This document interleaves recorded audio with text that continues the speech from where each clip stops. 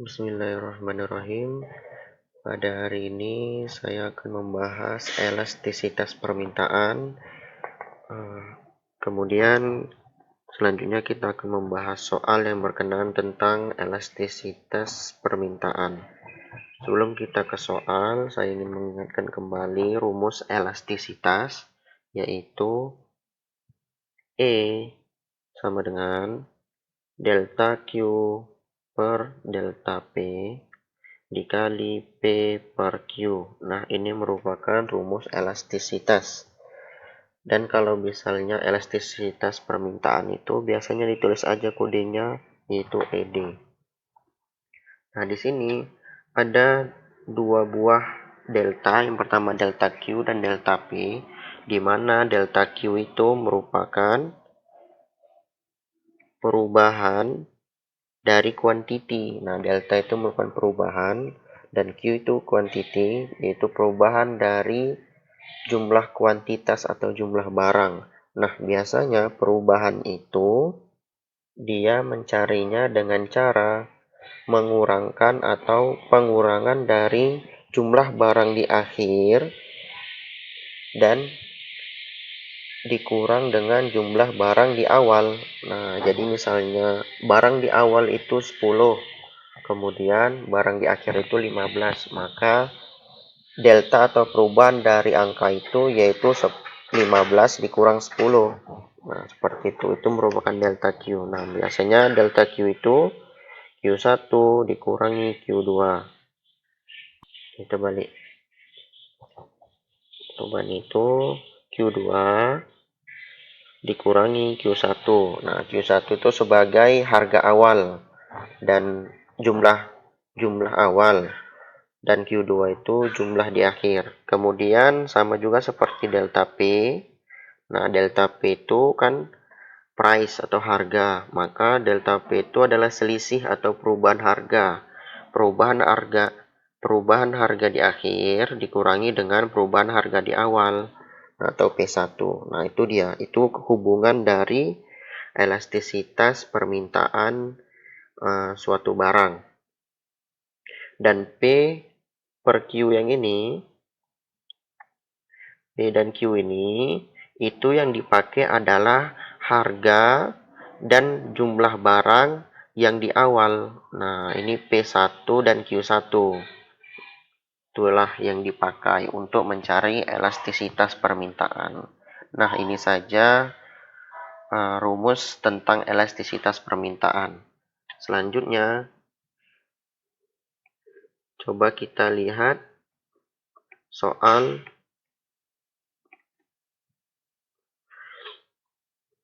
di bawah ini. Nah, coba perhatikan.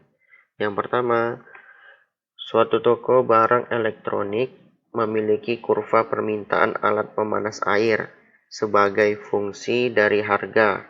Nah, di sini ada gambar nih. Gambar tentang toko barang elektronik. Gunakan kurva permintaan di bawah ini untuk menghitung elastisitas permintaan antara titik A dan B, antara C dan D, dan antara E dan F. Nah, berarti antara A dan B, kemudian antara C dan D, setelah itu antara E dan F.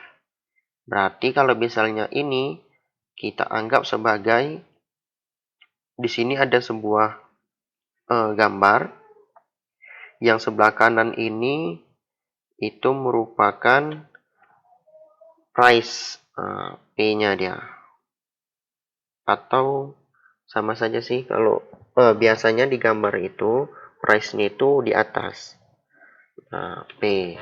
Kemudian kuantitinya itu di bawah atau jumlah barangnya. Berarti kalau kita lihat di gambar ini, ketika kuantitinya itu 100, ini kuantitinya 100, maka harga barangnya itu adalah 60. Nah, $60 mungkin ini ya. Nah, kemudian juga seperti itu grafik B di titik B, yaitu ketika kuantitinya 200, maka harga barangnya itu adalah 50. Begitu juga seterusnya. Pertanyaannya yaitu tentukan atau hitung elastisitas permintaan antara titik A dan titik B. Berarti elastisitas antara kedua ini yang perlu kita cari. Kita hitung dari sebelah kiri yaitu titik A. Nah, titik A ini sebagai harga awalnya kita buat. Berarti harga awal di titik A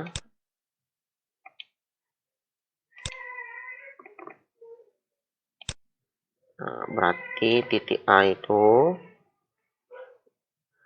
yaitu ketika kuantitinya 100, maka price-nya itu 60. Nah, kalau B ketika kuantitinya itu 200, maka price-nya adalah 50. Nah, yang ini kita anggap sebagai Q1-nya. Yang ini P1. Kalau yang B itu Q2 dan P2. Nah, seperti itu. Baru kita masukkan atau kita cari terlebih dahulu delta Q-nya bisa juga. Delta Q atau delta P juga kita cari. Delta Q pertama kita cari. Delta Q-nya Q1 atau Q2 dikurang Q1. Q2-nya tadi 200, Q1-nya 100, berarti 200 dikurangi 100. Maka hasil dari delta Q-nya itu adalah 100. Selanjutnya delta P. Nah, delta P ini P2 dikurangi P1. Sama dengan P2-nya tadi 50, P1-nya 60. Berarti 50 dikurangi dengan 60. Maka hasilnya itu negatif 10. Atau biasanya kalau delta itu kan perubahan. Yang namanya perubahan itu sebenarnya positif saja dia. Tidak ada negatif. Tapi boleh juga kita masukkan negatifnya. Tetapi nanti hasil akhirnya itu tetap positif dia. Nilai mutlaknya. Nah, sudah dapat kita delta Q-nya 100, delta P-nya 10. Maka kita masukkan rumus elastisnya.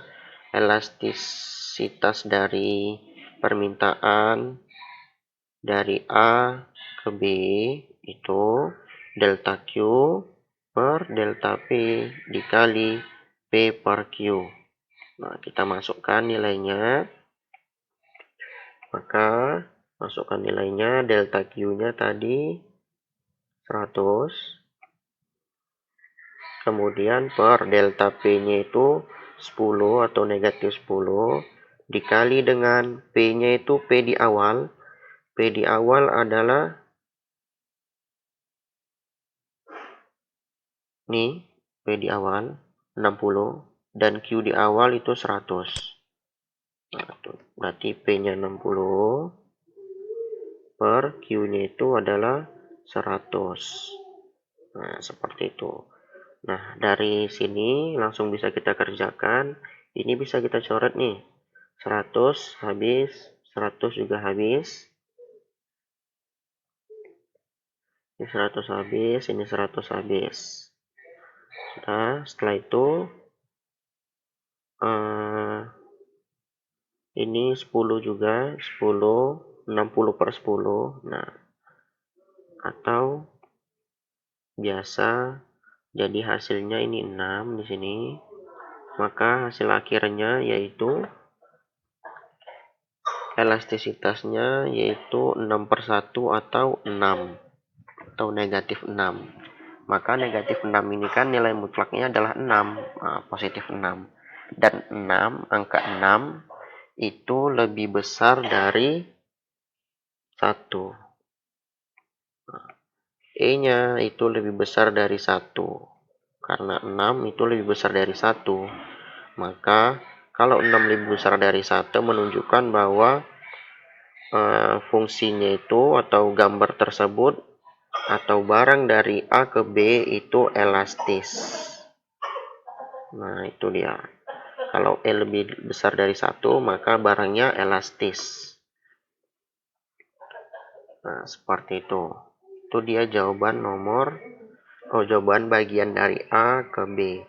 Selanjutnya yaitu dari kita tengok dari C ke D. Nah, ini tadi yang ini tadi nih. Nah, ini tadi tuh jawaban dari A ke B. Selanjutnya kita beralih ke dari nilai C ke D. Nilai C di situ 300,40.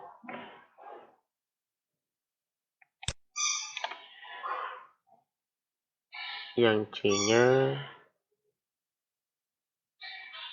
C sama C 300,40. Sedangkan yang D itu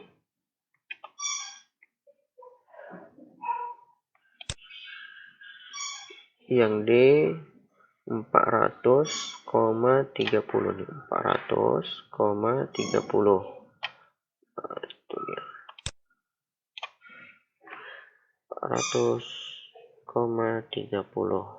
Nah, ini dia. Kita buat permisalan lagi. Yang ini sebagai Q1-nya, ini P1, kemudian ini Q2, yang ini P2. Setelah itu kita cari nilai delta Q.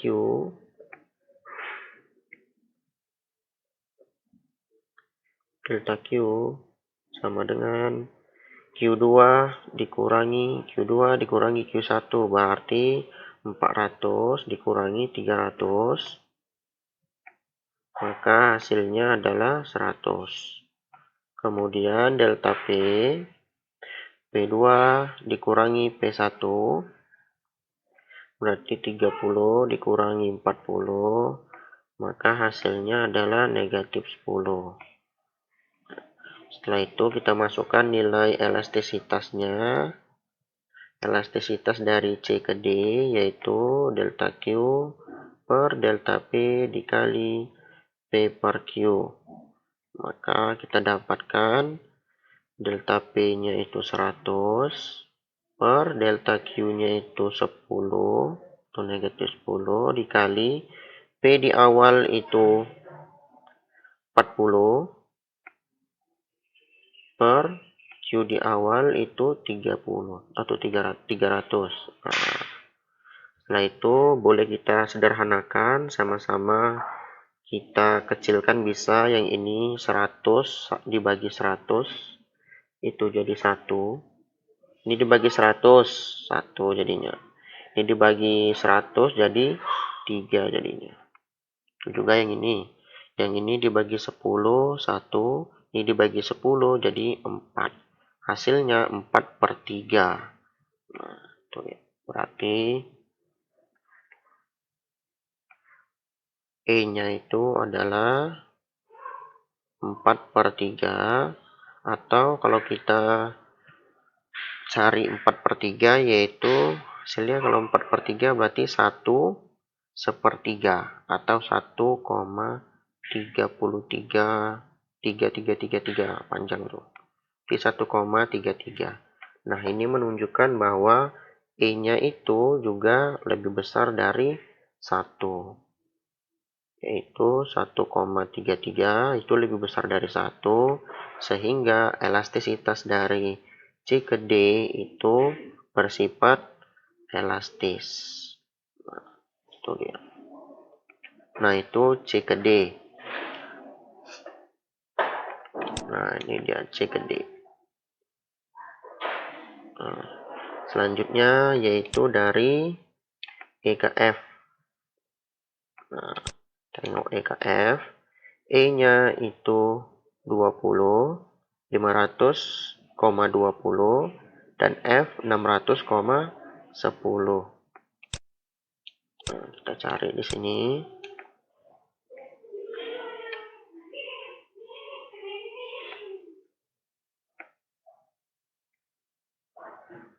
E-nya tadi 500,20, dan F-nya itu 600,10. Coba kita cek lagi. 500,20, 600,10. Sudah pas. Baru kita carilah atau kita buat dulu permisalan di sini. Yang ini Q1, ini P1. Yang ini Q2, ini P2. Nah, kita cari nilai delta Q-nya. Delta Q, Q2 dikurangi Q1 berarti 600 dikurangi dengan 500. Maka hasilnya adalah 100.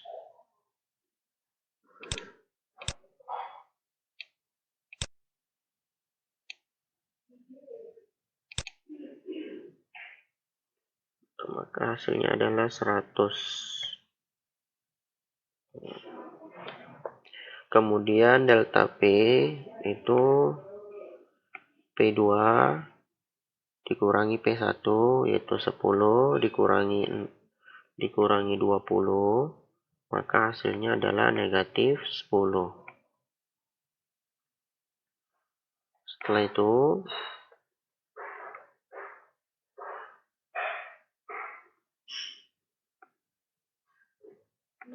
kita masukkan nilai rumusnya yaitu E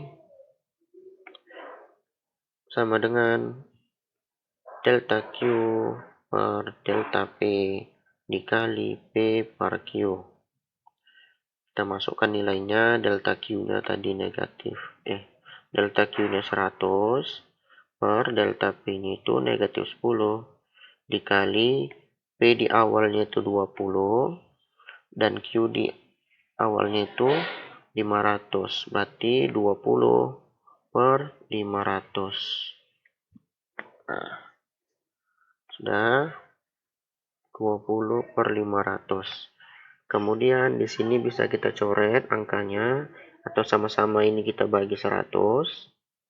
Kita bagi 100 jadi 1, kita bagi 100 jadi 5. Kemudian yang ini kita bagi 10 jadi 1, kita bagi 10 jadi 2.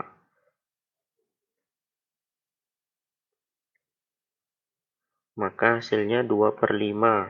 Nah, maka E-nya itu yaitu 2 per 5.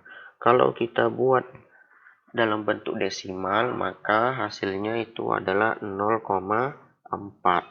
Dan ternyata E-nya itu 0,4, E-nya itu lebih kecil dari 1, yaitu 0,4. Lebih kecil dari 1, ya kan? Nah, maka elastisitas permintaannya itu bersifat inelastis. Berarti inelastis, itu dia sifatnya. Oke, nah itu dia tadi pembahasan soal tentang elastisitas permintaan.